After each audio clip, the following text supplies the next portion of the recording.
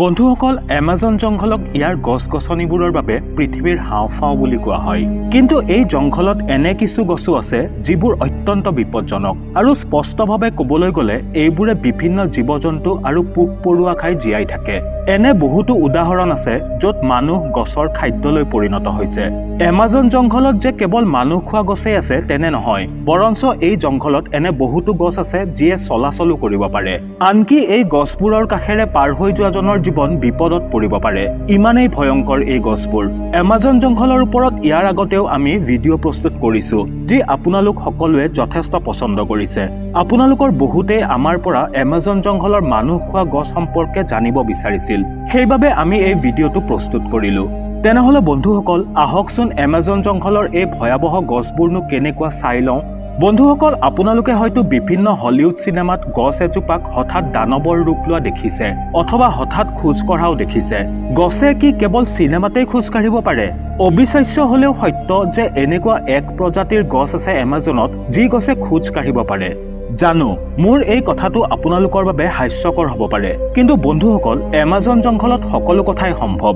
Amazon জংঘলত ৱাকিং tree নামৰ এক ধৰণৰ গছ আছে যিয়ে চলা-ফুৰা কৰিব পাৰে। ইহঁতে চিনেমাত দেখুওৱা গছবোৰৰ দৰে দ্ৰুত খোজ কাঢ়িব নোৱাৰে যদিও লাহে লাহে খোজ কাঢ়ে। আচলতে সূৰ্যৰ পোহৰ যি দিশেৰে আহে এই গছবোৰো সেই দিশে আগবাঢ়ে। যিহেতু এই গছবোৰ এক স্থানৰ পৰা আন এক স্থানলৈ অগ্ৰসৰ হ'ব পাৰে, সেইবাবে এই গছৰ নাম ৰখা হৈছে ৱাকিং ট্ৰী। কেৱল এয়ে নহয়, এমাজন জংঘলত এনে কিছু উদ্ভিদ আছে যিয়ে মাংসজাত প্ৰাণী ভক্ষণ কৰিবলৈ পছন্দ কৰে। এই গছবোৰে পোক, পৰুৱা, মকৰা, এন্দুৰ, বেং, আনকি সাপৰ দৰে প্ৰাণীকো খাই পেলায়। শুনি হয়তো কাল্পনিক যেন লাগিব পাৰে আৰু আপুনি ভাবিব পাৰে যে গছে কিদৰে মাংস খাব পাৰে, কিন্তু এমাজন জংঘলত সকলো সম্ভৱ। যেনে এই গছডালকেই চাওকচোন। এই গছডালে মুহূৰ্তৰ ভিতৰতে যিকোনো সৰু ডাঙৰ চিকাৰ নিজৰ ফাণ্ডত পেলাব পাৰে আৰু লাহে লাহে সেই প্ৰাণীটোক সি খাই পেলায়। এই গছৰ পাতবোৰ প্ৰায় মানুহৰ মুখখনৰ দৰে একেই আৰু পোক পৰুৱাৰ অপেক্ষাত গছডালে মুখ মেলি ৰৈ থাকে। যেতিয়াই কোনো জীৱ-জন্তু, পোক-পৰুৱা আদি ইয়াৰ ওপৰত বহে, লগে লগে তাৰ মেলি থকা মুখখন বন্ধ হৈ যায়।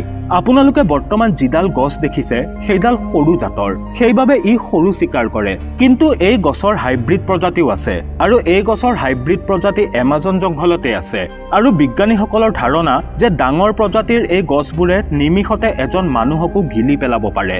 আৰু এই ডাঙৰ প্ৰজাতিৰ গছবিধৰ নাম হৈছে দ্য ভেনাছ ফ্লাইট্ৰেপ। এয়ানো কি ভয়ানক! ইয়াতকৈও বেছি ভয়ানক গছ আছে এমাজন জংঘলত। পছাম উড নামৰ এই ভয়াবহ গছজোপাক চাওক। এই গছজোপা 130 ফুট পৰ্যন্ত ওখ হয়। এই গছজোপাৰ ওপৰৰ অংশৰ পৰা একেবাৰে শিপালৈকে আটাইখিনিয়ে মানুহৰ প্ৰাণ কাঢ়িবলৈ প্ৰস্তুত হৈ থাকে। এই গছজোপাৰ কাঁইটবোৰে আমাক সকীয়াই দিয়ে যে আমি ইয়াৰ পৰা দূৰত থকা উচিত। এই গছজোপাৰ গাত যদি কোনোবাই লাহেকৈও হাত থয় তেনেহলে তেওঁৰ মৃত্যু নিশ্চিত, কাৰণ এই গছজোপা অত্যন্ত বিষাক্ত আৰু এই গছজোপাৰ কাঁইটবোৰত আছে ভয়ংকৰ বিষ। কোনোবাই যদি এবাৰ এই গছত হাত দিয়ে তেনেহলে এই গছৰ কাঁইট তেওঁৰ হাতত সোমাই যাব, লগতে এই গছৰ বিষ তেওঁৰ শৰীৰত বিয়পি পৰিব আৰু লগে লগে তেওঁৰ মৃত্যু ঘটিব। এই গছৰ বিষ যদি কেনেবাকৈ আপোনাৰ চকুত লাগে আপুনি লগে লগে অন্ধ হৈ যাব। কেৱল এয়াই নহয়, এই গছত যি ফল লাগে সেই ফল পকিলে একেবাৰে বোমৰ দৰে বিস্ফোৰণ হয় আৰু বিস্ফোৰণ হোৱাৰ লগে লগে এই ফলত যি গুটি থাকে সেই গুটিবোৰ 250 কিলোমিটাৰ স্পীডত অৰ্থাৎ বন্দুকৰ গুলীতকৈও বেছি স্পীডত ছিটিকি আহে। অৰ্থাৎ এই গুটিবোৰ কাৰোবাৰ প্ৰাণ কাঢ়িবলৈ যথেষ্ট। বন্ধুসকল এইবাৰ চাওক চাৰ্বেৰো ওলাম নামৰ এই গছবিধ। এই গছবিধো এমাজনৰ এডাল কুখ্যাত গছ। এই গছডালৰ পাতৰ পৰা আৰম্ভ কৰি ফুল, আনকি ইয়াৰ ছাল পৰ্যন্ত বিষাক্ত। এই গছডালক মানুহে নাম দিছে ছুইচাইড ট্ৰী, অৰ্থাৎ এই গছৰ ওচৰলৈ যোৱা আৰু আত্মহত্যা কৰা একেই কথা। এই গছৰ ফলবোৰ দেখিবলৈ একেবাৰে আপেলৰ দৰে। ধৰক এমাজন অভিযানত যোৱা কোনো ব্যক্তি ক্ষুধাৰ্ত হৈ পৰিল আৰু এই ফলবিধ তেওঁ আপেল বুলি ভাবি খাই পেলালে। তাৰ পাছত কি হ'ব? তাৰ পাছত মাত্ৰ 50 ছেকেণ্ডৰ ভিতৰতে হাৰ্টবিট বন্ধ হৈ ব্যক্তিজনৰ থিতাতেই মৃত্যু ঘটিব। বন্ধুসকল এইবাৰ এই গছজোপালৈ মন কৰক। দেখাত খুব স্বাভাৱিক যেন লাগিলেও এই গছজোপা সম্পৰ্কে ভালদৰে জানিলে আপুনি ক'ব যে এয়া গছ নে ৰাক্ষস। এই গছজোপা ইমানেই ভয়ানক যে এই গছে পৃথিৱীৰ আটাইতকৈ ভয়ানক গছৰ গ্ৰীনিছ ৱৰ্ল্ড ৰেকৰ্ড গঢ়িছে। এই গছৰ পাত আন গছৰ পাতৰ দৰেই আৰু ইয়াৰ ফলবোৰো দেখাত আপেলৰ দৰেই। কিন্তু কোনো ব্যক্তিয়ে যদি বৰষুণৰ সময়ত এই গছৰ তলত আশ্ৰয় লয় আৰু এটোপাল পানীও যদি এই গছৰ পাতৰ জৰিয়তে ব্যক্তিজনৰ গাত পৰে তেনেহলে সেই মুহূৰ্ততে ব্যক্তিজনৰ মৃত্যু হোৱাটো খাটাং। আৰু সেইবাবেই এই গছজোপা যি ঠাইতে দেখা পোৱা গৈছে চৰকাৰে তাতেই ডোন্ট টাচ বুলি ৱাৰ্নিং উলমাই দিছে।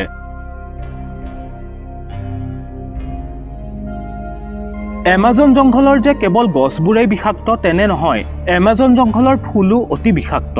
এমাজন জংঘলত এনে বহুতো ফুল আছে যিয়ে চিকাৰ কৰে। আকৌ এনেকুৱাও ফুল আছে যাৰ গোন্ধ শুঙিলে আপোনাৰ লগে লগে মৃত্যু হ'ব। বন্ধুসকল, এমাজন জংঘলৰ এই ভয়ানক গছবোৰৰ বিষয়ে জানি আপোনালোকে কেনে পালে? আপোনালোকে যদি এমাজন জংঘলৰ বিষাক্ত ফুলৰ বিষয়ে বিশদভাৱে জানিব বিচাৰে তেনেহলে আমাক কমেন্ট বক্সত নিশ্চয় জনাব। আমি তাৰ ওপৰতো এটা ভিডিঅ' প্ৰস্তুত কৰিবলৈ চেষ্টা কৰিম। ভিডিঅ'টো চাই ভাল পালে লাইক আৰু শ্বেয়াৰ কৰাৰ লগতে চেনেলটো ছাবস্ক্ৰাইব কৰি কাষতে থকা বেল আইকনটো প্ৰেছ কৰিবলৈ নাপাহৰিব। পুনৰ লগ পাম মোৰ আন এটি নতুন ভিডিঅ'ত। আজিলৈ আহিছো, ধন্যবাদ।